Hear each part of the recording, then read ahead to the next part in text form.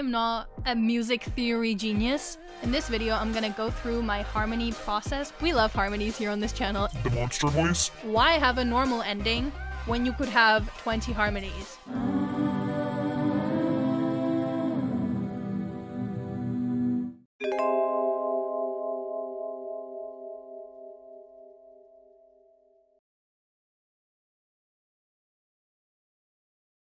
Hello, this is Bella Has Opinions with me, Bella, who has opinions. There's not that much opinion in it, but I did not want to make another entire series, so I put it into this one. Hope that's okay. On the other hand, it's my channel, so I can do whatever the fuck I want. So it's in this series. The other day on my Little Freak cover, I got a comment saying, "Harmony tutorial, please." So yes, here we are. In this video, I'm gonna go through my harmony process or my cover process. Usually, it's somewhat the same. The amount of harmonies I put into each cover differs, but in general, the process and the steps I take are roughly the same. So I'm gonna be using Little Freak as a basis, but it also applies for most of my other covers, to be honest. I have divided this entire process into 6 steps.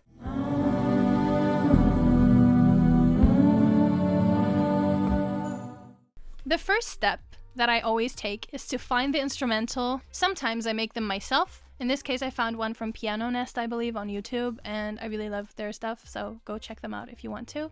After I've found the instrumental, I tend to just sing it through and figure out whether I want it transposed up or down or how it fits my voice. I rarely ever sing in the original key, because I don't know, my voice never fits the original key for some reason, so I always transpose it up or down, and this was also the case for my Little Freak cover, so roll it.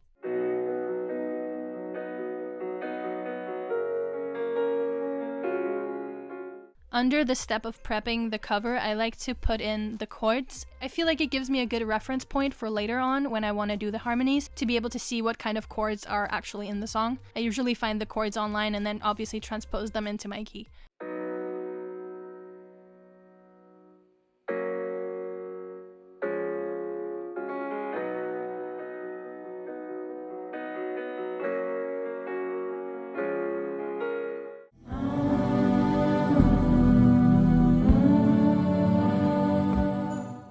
Step number 2 is to record a rough main vocal. It's really just so I know what the main vocal is doing, so I can arrange my harmonies around it so they don't clash or don't sound odd together. Here's a clip of that.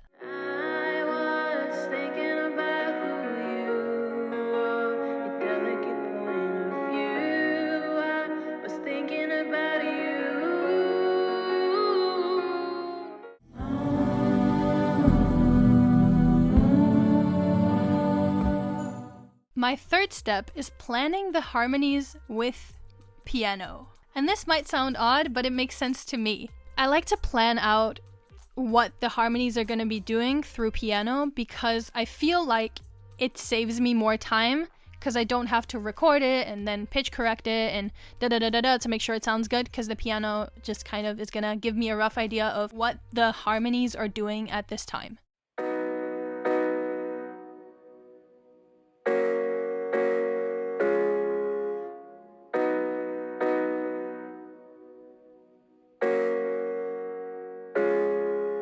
Speaking of harmonies, I tend to have 2 different types of harmonies. Vowel-based harmonies, which are, as the name suggests, vowel-based. This can be anything from oohs and ahs to hums to ohs. The second type of harmony is the lyric-based harmonies that, as the name also suggests, are lyrics that are sung in just a different melody. I tend to put them in my choruses because they add more interest, and I feel like the choruses are the ones that I want the most interest to go to. This is what my vowel harmonies sound like.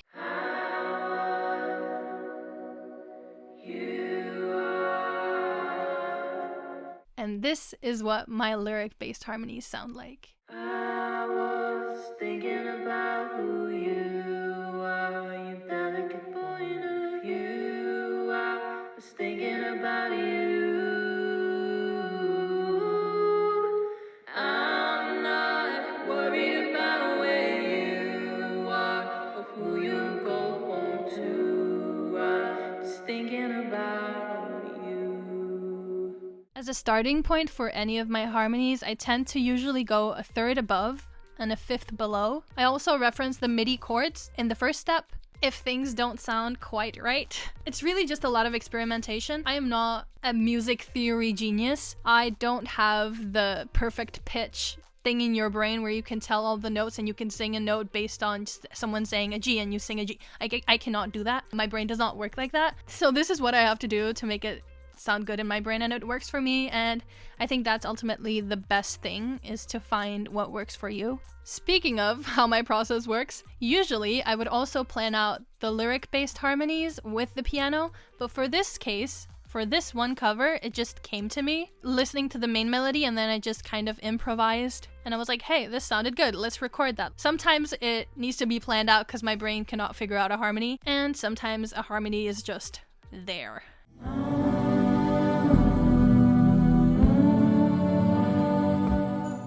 Now, you've prepped your instrumental, you have a rough main vocal, and you have a plan of where your harmonies are going to be and what they're going to be doing. It is time to record the harmonies. When talking about recording, there isn't really much to it. Sometimes I record one take of the harmony, and sometimes I like 2 voices in the harmony per harmony melody. It really depends on the song and how full I want it to be, and that's really it. I don't have much to say about the recording.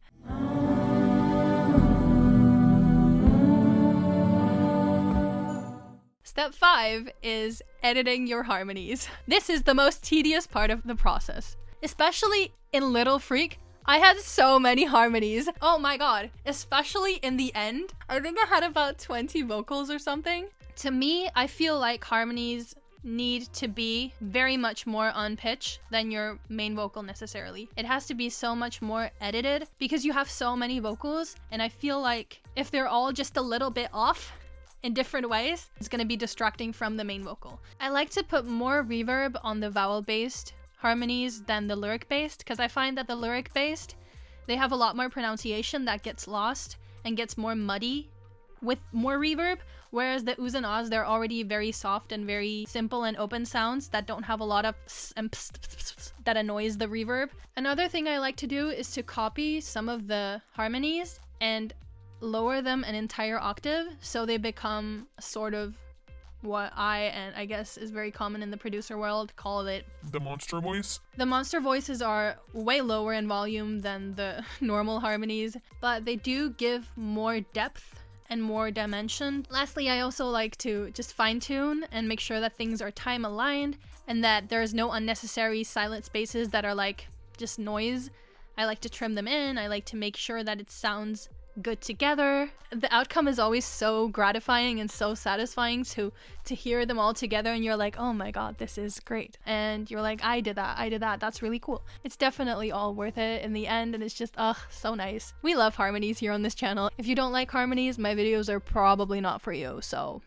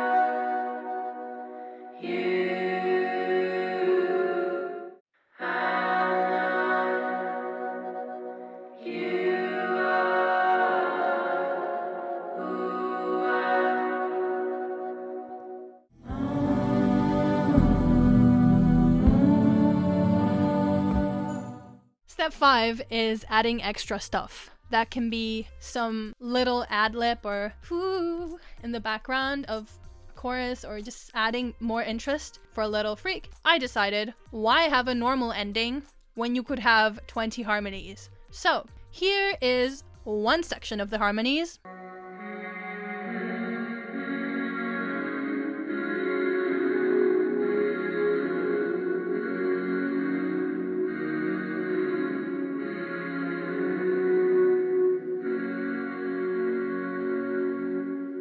Here is another section of the harmony at the end.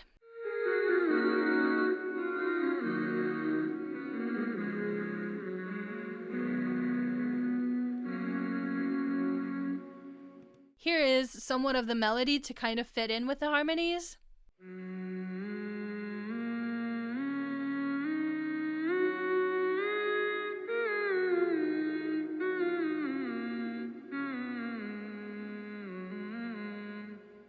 And here is it all with the main vocal.